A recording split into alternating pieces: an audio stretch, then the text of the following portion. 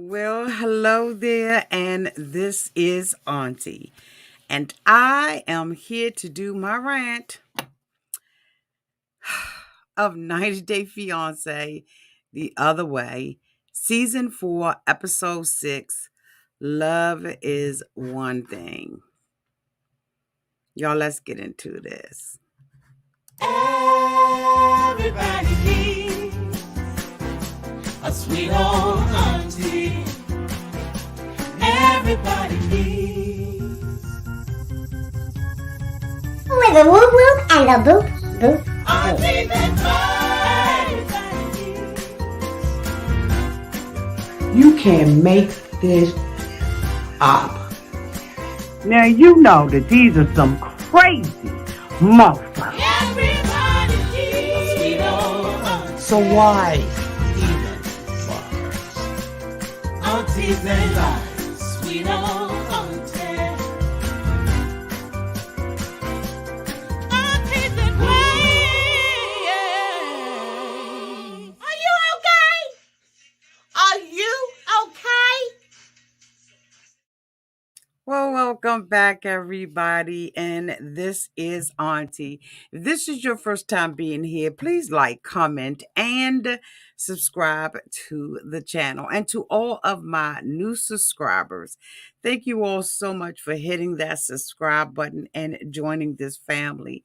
To all of my nieces, nephews, and my members who have been here with me for the long haul, thank you all so much for your continued support. Y'all, I'm sorry I haven't been out here in the last couple of days. It's the same old song. It's almost like Groundhog Day. I've been working, okay?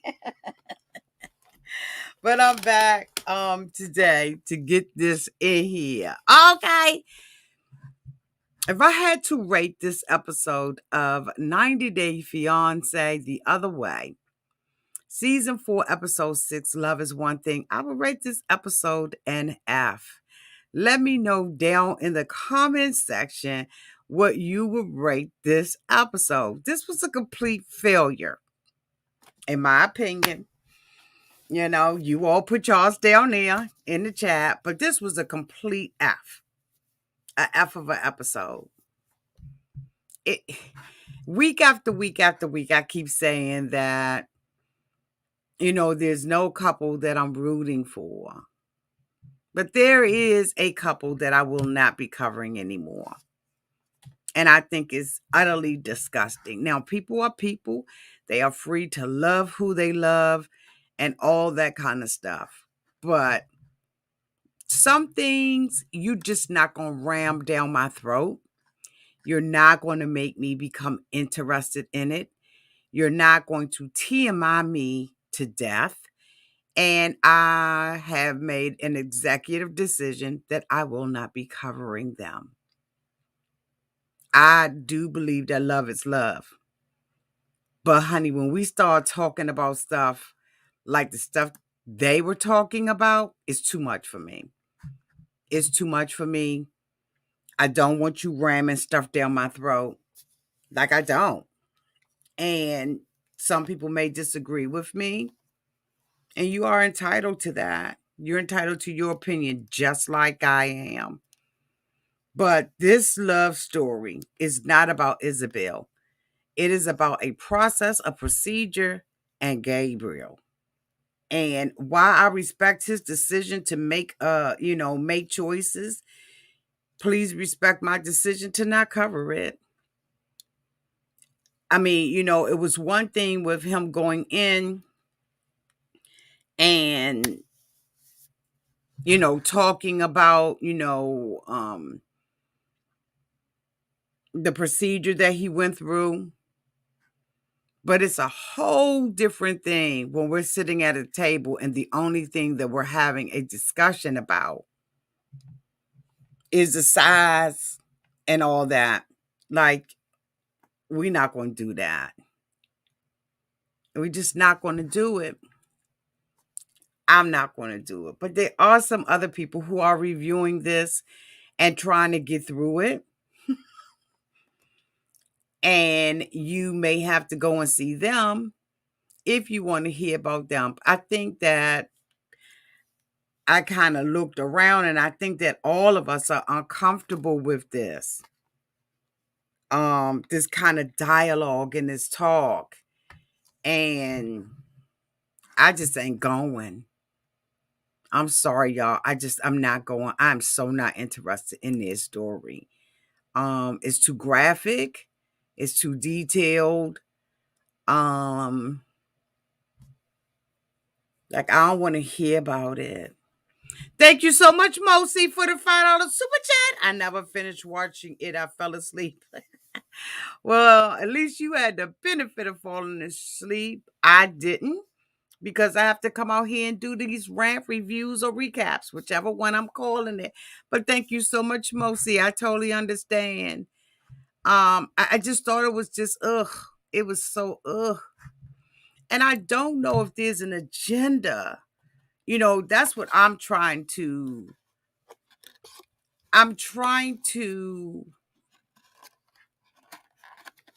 wrap my mind around it. Is there an agenda that they are trying to push? I'm not getting it, but I'm not with that. Okay. So from here on out, I will not be covering this couple. I don't need to know all of that. I just don't. The next couple that I want to talk about is Debbie and Oussama. Debbie is a delight to many people. Oh my God, like the fans seem to love her. They think that she is buttery and she's all things rainbows and butterflies. The sun came out and, she's just got, little birds and she's like a Disney character and, all that, right? She's all that. But she's not for me. I think it's a big put on.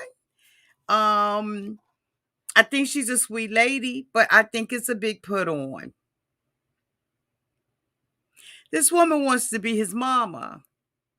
From the things that she was mentioning about wanting to do for him and believing in him, and he's gotten to this dark place and I helped pull him up, and sounds like a what is it, Josh Groban song. I was like, this could not be, this is what her son is concerned about. Debbie has arrived in Morocco. She's giddy and she's happy and all that. And then, she gets there and he's standing there, looking like he's Amish. And I'm going, what in the hell is going on this season?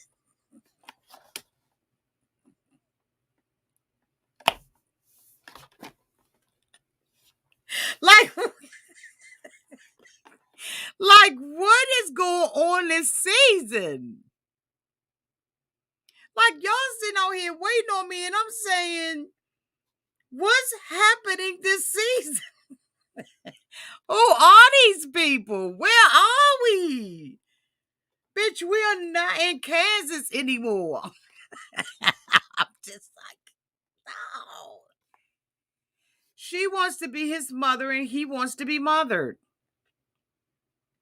We did meet him and his daddy, but do y'all remember meeting the mother? Because I don't. And so now I'm looking at the whole relationship with the side eye. Because I'm like, what is this? He was standing there, and I understand that they can't go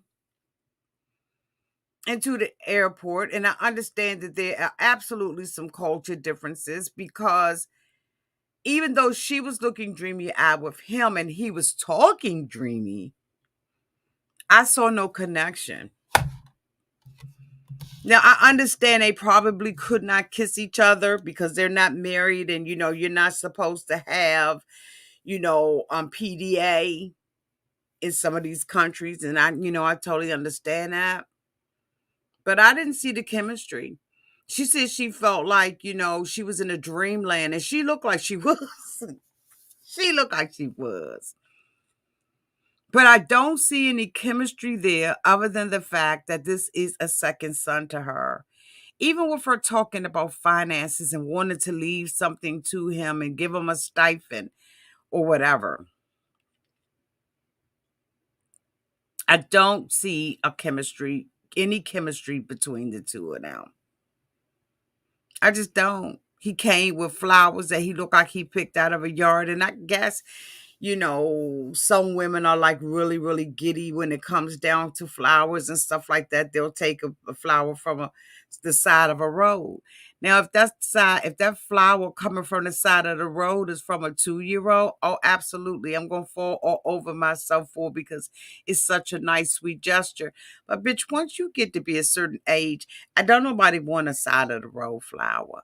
But she was just elated that he gave it to her and everything, and she was happy to, be going with him. Allegedly, he wants her to live with the family.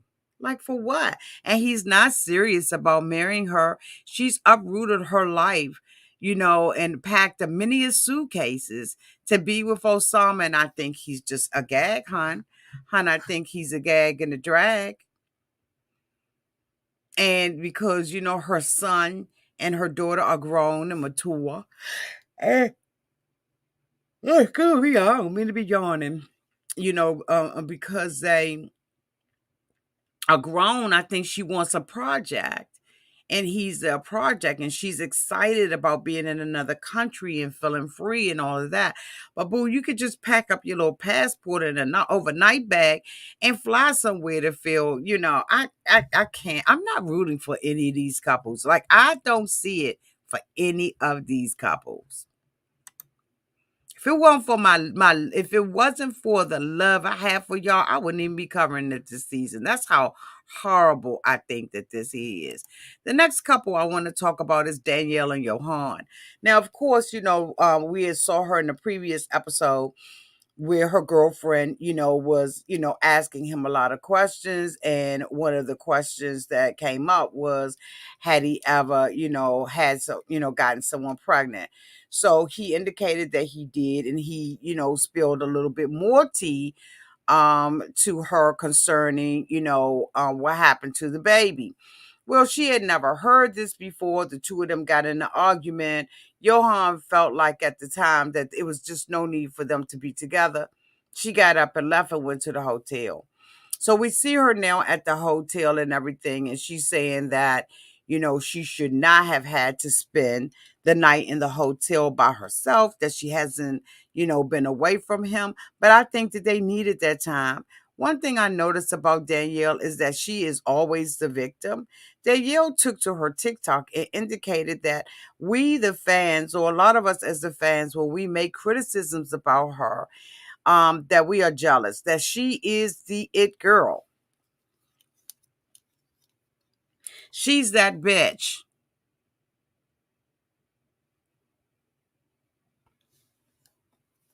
Yes, she took to TikTok and she said that we all jealous of her. If we have something negative to say about her, it's about jealousy. I'm not jealousy of a chick like Danielle.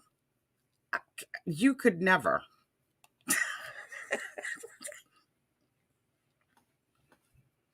She could never. Who's jealous of her? And then the thing about it is, it's not even about her finances. It's not even about her looks. It's about her personality and how she treats other people. She could never get me to be jealous of her about anything. Because the way that you treat other people makes me see how you treat yourself. I believe that Danielle has very low self-esteem, that she needs to be affirmed constantly, that she needs her ego stroked. I think that she has a tad bit of narcissistic tendencies. I think that she, believes that she is above people. I mean, basically, she said that on her TikTok. And I think she's just a straight up bitch. And she feels entitled. I think that she, has not told him the whole entire truth. So, in my opinion, that makes her a lying mother. And there's nothing honorable about that. Nothing that makes me or any of the people who are in these comment sections jealous of Danielle. But she literally took to TikTok and ran down 3 different things that we all have a problem with and never at one time acknowledged the fact that she is filed for bankruptcy, that she disregards the advice of her friends, that she will disrespect her man for money. In my opinion, she does that on national television. She has disrespected him, in my opinion, by talking down on his business, by talking down on him as a man, by saying that he has a lot of growing up to do, by saying that he is a liar, all that. And she's done that on national television. And one thing that he has not done to her, is that he hasn't done that to her. He's tried to be nothing but supportive to her. So how dare she? So we see, him come to the hotel. She wants him to feel guilty, of course. Of course, she doesn't want to take any responsibility, in my opinion, for anything that she said or did. She is the victim in this situation, and he is the one who needs to get down on his knees and bow to Queen Danielle. He tells her that, and the thing about it is she's projecting. She is unable to have a baby, according to her. Her chances are slim to zero. And here she feels like, how dare he even consider another woman's womb, whether or not it was 10 years ago, 15 years ago, or 10 minutes ago. She's mad because maybe she feels like this woman wasted a pregnancy. Because, see, this isn't about Yohan, in my opinion. This is about the other woman who decided to make a choice for herself. And Danielle is mad at Yohan because he didn't tell her. He said he didn't know. As a man, he said he was told that, she had a miscarriage. And then later on, he found out that she unalived the baby. And he had no idea that this is what happened. And because he is a man who, is not looking at the gravity of such a procedure, he just blew it all off and thought nothing about it. But he has been judged for everything that he said out his mouth, in my opinion. He's been judged for everything that he's ever set his hands out to do. But he's supposed to be in that bed when she gets there. She says that, this is a marriage now and they're not boyfriend and girlfriends. She indicated that from the day she met him, she hasn't been without him. That's a problem in itself. The two of them still have not found an apartment. She don't want to stay at his family home, and she doesn't want to come. She said on TikTok, I'm going to go back to TikTok. She was on TikTok, and she indicated on TikTok that she never told Yohan that he was coming to America. But you implied it. See, you can try to play people stupid all you want to, Danielle, right? But here's the thing. You implied it.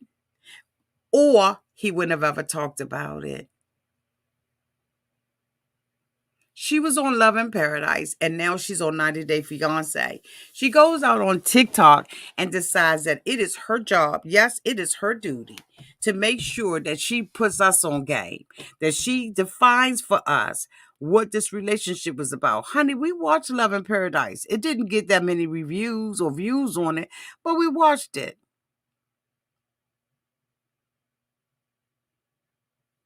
We know what the premise of this show is. We just wish you would go away. Even though this man sat there and apologized and poured his life out and took responsibility for his role in this situation, she still didn't give him no peace. She still criticized him and then got up on the sofa and hugged him. I ain't rooting for them either. The next couple that I want to talk about is Kris and Jeyme. Boy, do I feel sorry for Jeyme. I don't know how you all feel about it, but I feel some kind of sorry for Bitch, Jeyme is crying here. Jeyme's crying there. Jeyme is crying everywhere. Ever since, in my opinion, that Kris has gotten there, Jeyme is she's just miserable. She wants to love this woman. She wants her to be her boo thing. But Kris is making it absolutely miserable for her. The two of them, get up on that good getting up morning, and the two of them decide that they're going to go out and looking for furniture because mother Kris has indicated that the house needs furniture. And so they're at a furniture store and they soon find out that the two of them have different tastes. And you know what? That's the same with a lot of couples. So we're not shocked. We're not flabbergasted by any of this, right? So the two of them, are walking around the store and they land at a bed, okay? One of those showroom beds. And Jeyme and Kris jumps on the bed and so does, Jeyme. So during this time, Kris tells Jeyme that, there's a possibility that she is going to be going back to the United States. And so Jeyme is like, what? And so Jeyme, so Kris is like, yes, I had an antique motorcycle, okay, a priceless motorcycle, a motorcycle that meant a lot to me that I had in my garage. And one day a gentleman came in and stole that said motorcycle. And now I have to go to court because I was suing him for the theft of that motorcycle. This was a motorcycle that was passed down from her father. And she was told before, prior to her coming, going to Colombia, that she didn't have to appear in court. But now there's a strong possibility that she is going to have to appear in court. So Jeyme is like really hurt, like did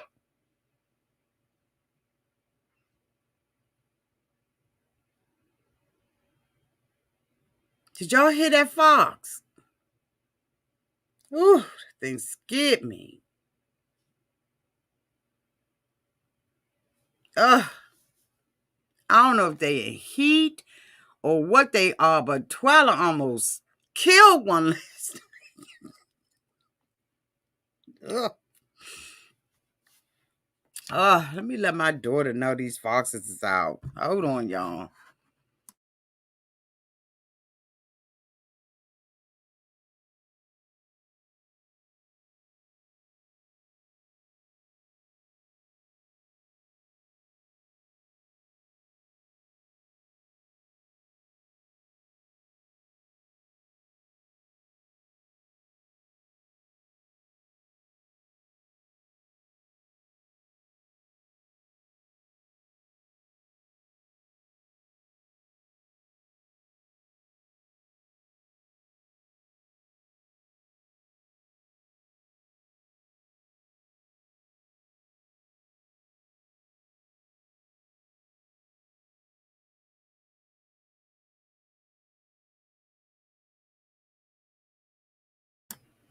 So, okay, I'm back.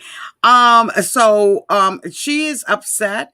Jeyme is upset about the fact that she is going to be leaving her and feels like she's not going to come back.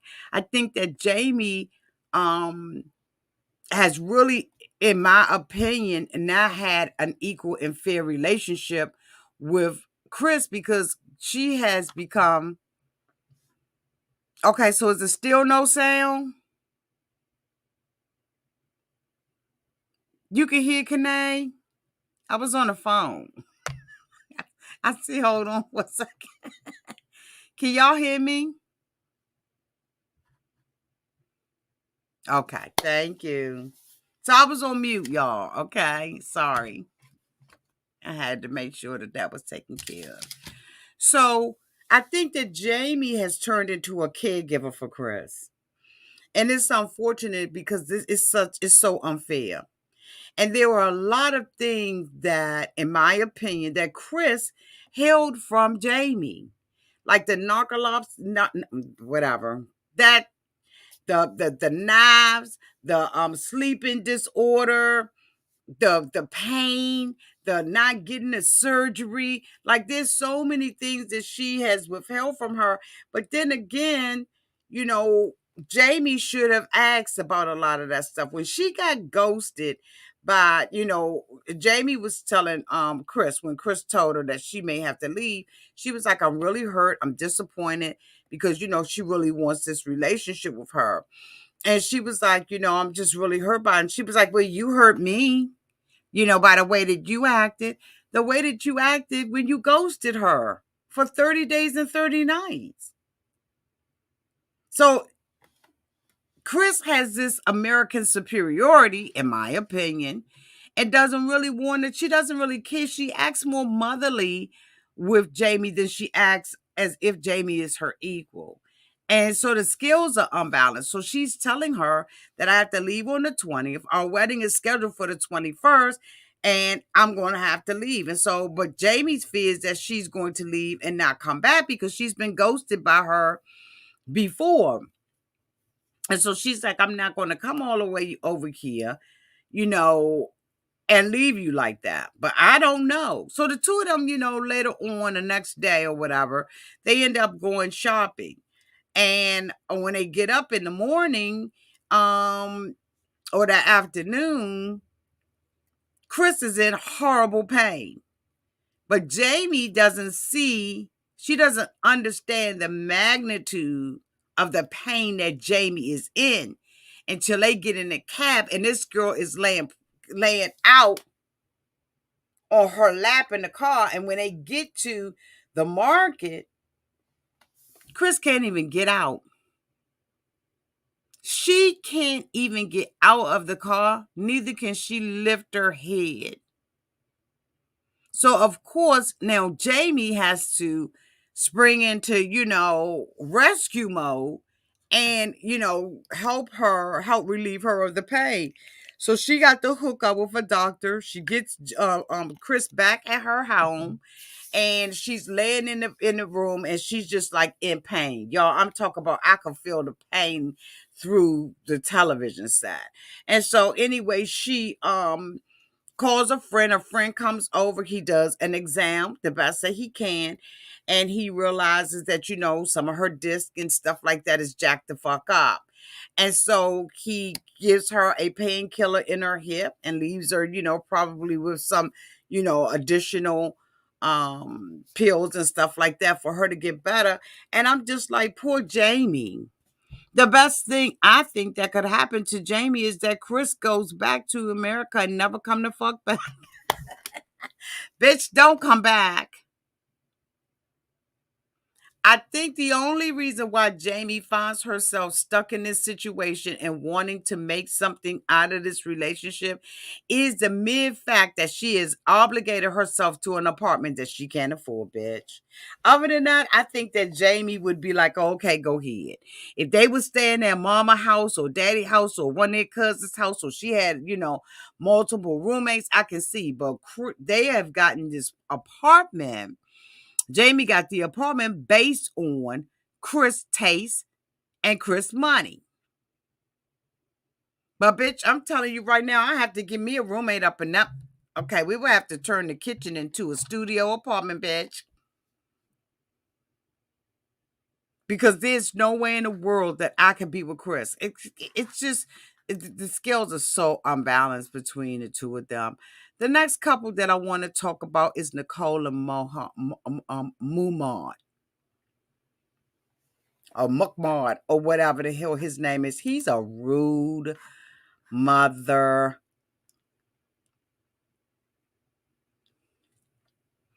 I could never do this. I'm too independent. And so is Nicole. Nicole is miserable in Egypt. And I'm miserable for Nicole at this point. Bitch, I'm feeling everything she is feeling. Like, there's no way I could do this. She is already living in the parents' house with a whole bunch of other relatives and kids living in there. She gets up in the morning. She doesn't know how to light a gas stove. Let me tell you something, honey.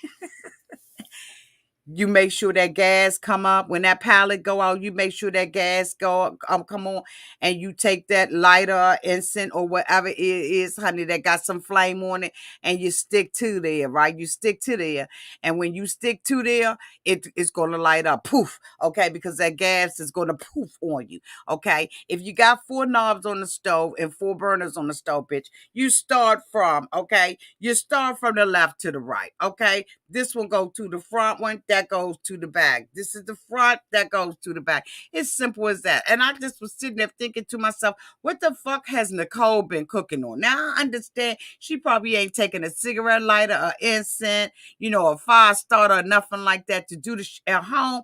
But you ought to know that which knob controls what, bitch. I mean, they got, little circles on it on the front of the shit to tell you, which one go with which one. Why the pet? I mean, she's scared of the fire. She's scared of the flame. You know what I'm saying? I guess she thinking that, she gonna burn herself up, but the gas is okay. It's controlled. Just turn it on with the tick, tick, tick, tick, tick, tick, tick. Okay, bitch. Okay. I used to love that sound, honey. That little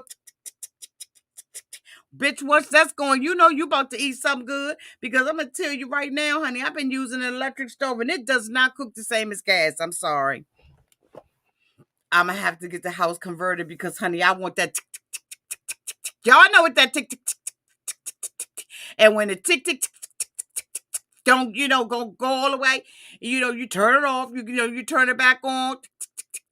Poof, okay, and that flame come up. Well, she got to do it a different way, so she calls him in there to ask him to help her. And when he gets in there and everything to help her, he's like, I done told you how to do this 100 times, Nicole. Why can't you get it? But she's like, fragile and everything, the American fragile woman. So anyway, he says, well, you want to go and pray with me? And she was like, when? And he was like, now I'm getting ready to go pray. And she was like, no, I'm going to get this tea started first. He was like, all right, then, you pray later on. She was like, all right, then, Shard, I'm going to pray. So, of course, she doesn't pray. And when she goes into the room with him, the two of them start talking about going to the uncle's house because the uncle, has a business and he's going to help her start a clothing business. She said that, she wants to be able to date, to be respectful of the religion, but be stylish too. And I think that was a really good idea. But bitch, when they got to talking about this, her having on a short sleeve shirt, everything just blew out of control. I was like, he has an anger problem. He ain't.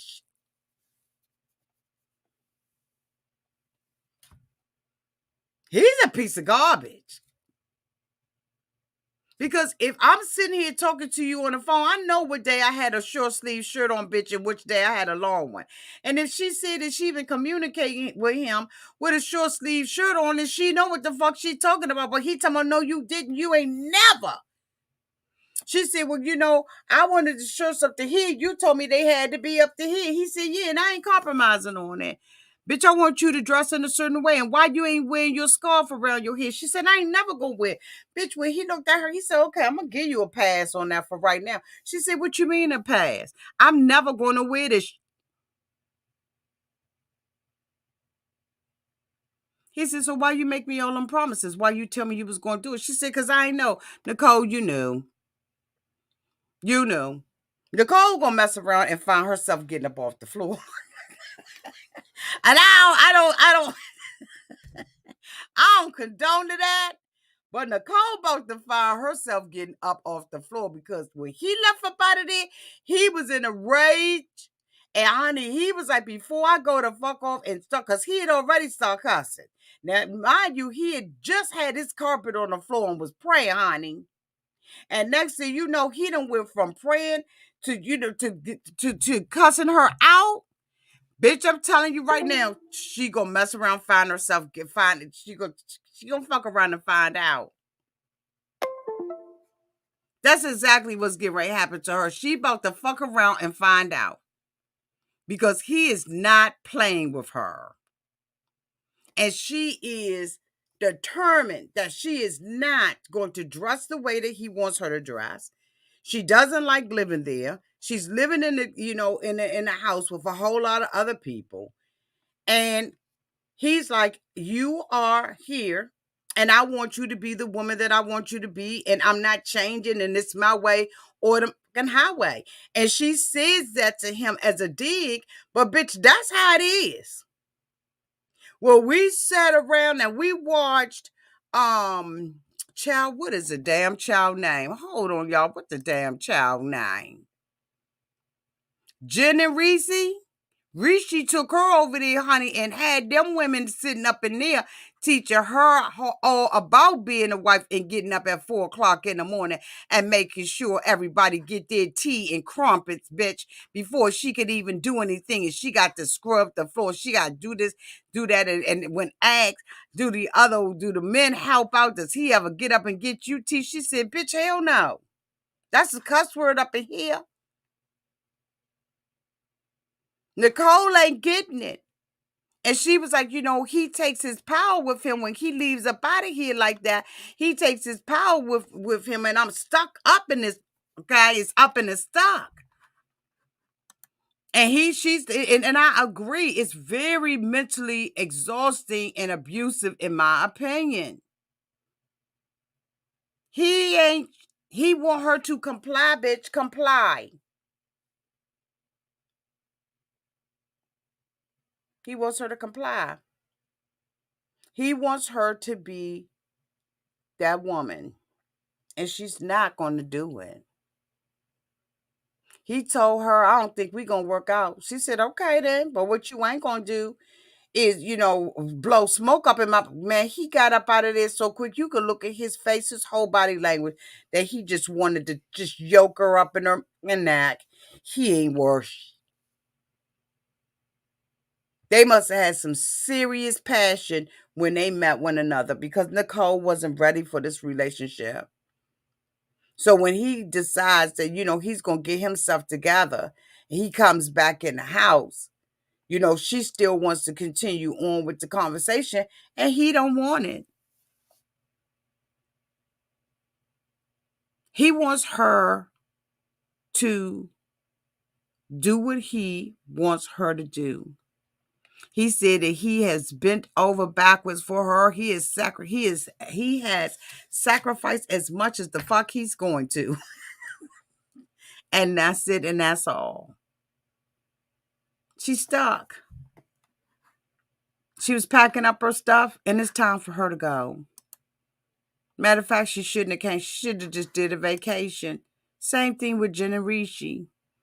Jen is met up with one of her friends, and her friend has made a decision that, he is going to, have an aerobic class, and she is up in there, honey, and they balling to the wall. I mean, they going so damn fast in that daggone class. Like in the first 1 minute, you have already exercised. 1 minute of his class is equivalent to 30 minutes at your local gym, bitch. I don't care if you're on the treadmill, the Stairmaster. I don't care if you're in an aerobic class. Bitch, doing his stuff for 1 minute. When they was moving around fast like that, I said, oh, hell no. Hell no. She is stuck in a relationship with this guy who hasn't been real.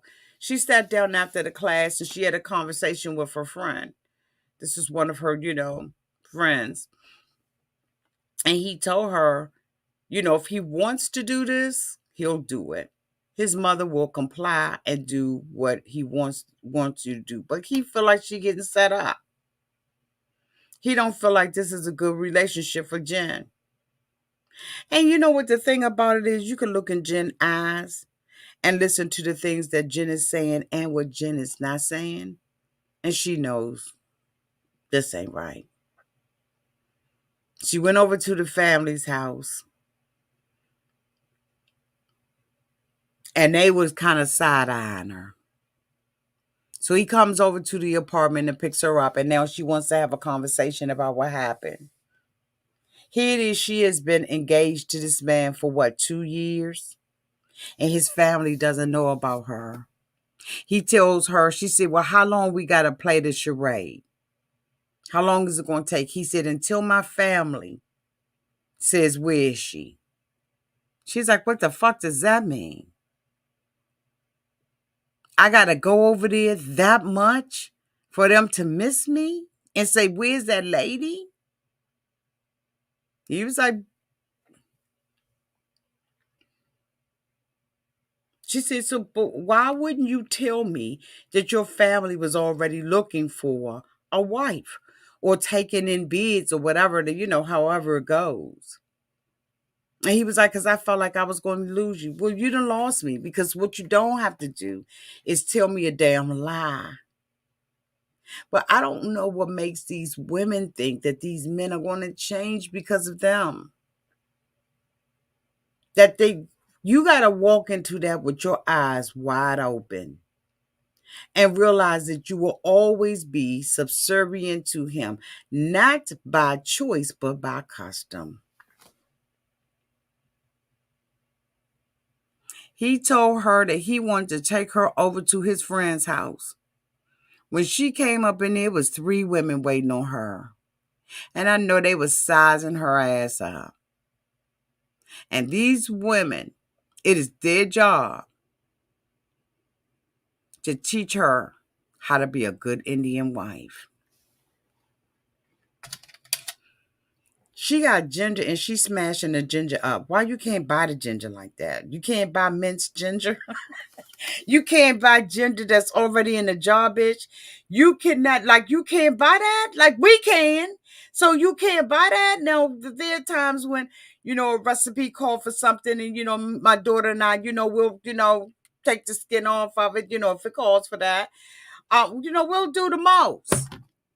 But anytime I'm standing up there crushing ginger with every tea, bitch, do you know how much tea they make and how much ginger that's gonna cause me to have to be crushing? And then I take the ginger and throw it all in the pot, bitch, with some water. Stop playing. Stop fucking. No, we're not doing this. Hey, what's up, home piece? Hey, what day you going to the supermarket? You gonna have to ship me a whole and barrel of ginger over this.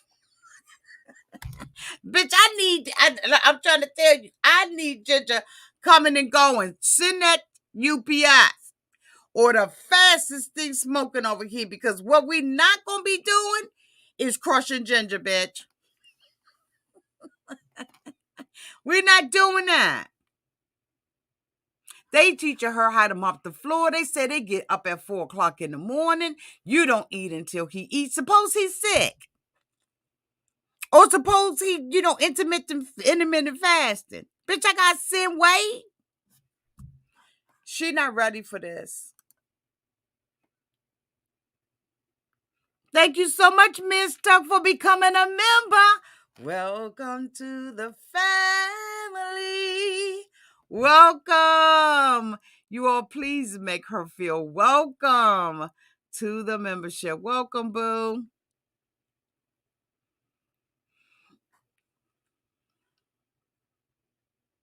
We're not doing that. She is stuck. Thank you so much, Kelly Mack, for the $5 super chat. She needs to talk to Jenny. She don't do all that. But Jenny did. Jenny faked. Remember, Jenny moved up in a mama house. I don't know how long you've been around Kelly Mack, but yes, Jenny was doing that. Yes, Jenny was. In the beginning, yes, Jenny was. Jenny lived up in that mama house for a long time, faking.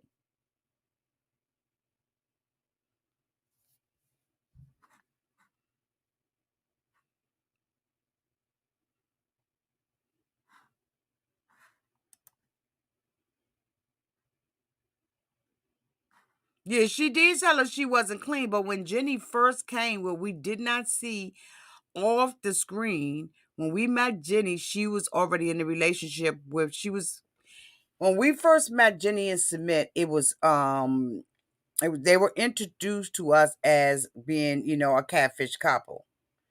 But prior to Jenny being on 90 Day Fiance and showing up on our screens, Jenny was living with Submit and his mom and them.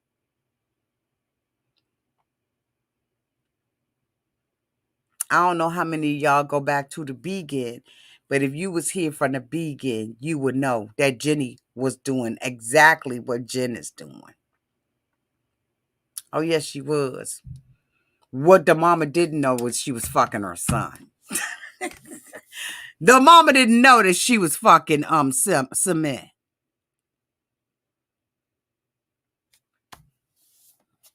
Okay. She didn't know. That's why she flicked the fuck out when she found out. Anyway, y'all, I gave this episode of 90 Day Fiance the other way. Season 4, episode 6, Love is One Thing. I gave this a whole ass F. I struggled through this review. Because they just not giving me that life, that liberty, and that pursuit of happiness. But you know what? We started it, so we're going to end it. I love you all so much, y'all. Thank you so much for being here. Thank you to everybody who super chatted. Thank you so much, Ms. What was it? What was her name? Let me find it. Ms. Tuck. Okay. Thank you so much, Ms. Tuck, for becoming a member. Thank you to my moderators who always keep the room nice and safe. I love you all to pieces. And until we meet again, y'all stay safe out there in them streets. Love y'all. Bye.